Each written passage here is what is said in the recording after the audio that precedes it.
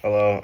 For this week's reflection, I wanted to share with you 5 things I've learned so far throughout the semester while taking Vision 101.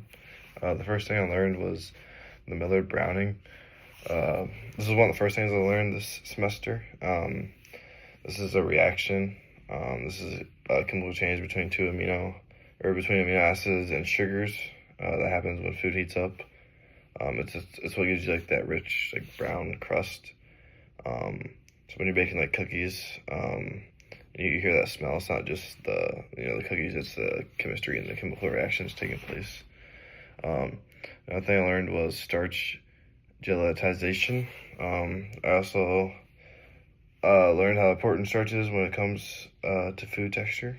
When starch granules absorb water and swell during heating, they thicken mixtures. This is a process called gelatization.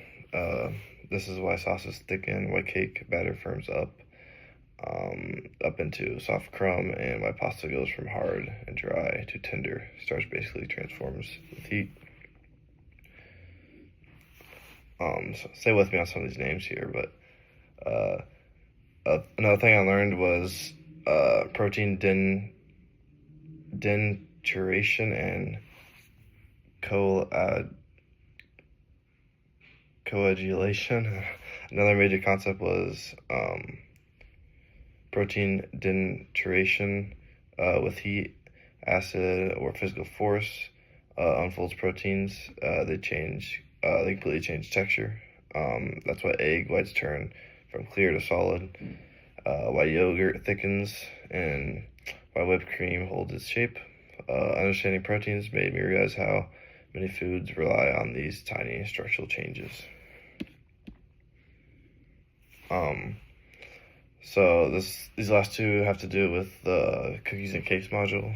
The first thing I learned was how baking powder,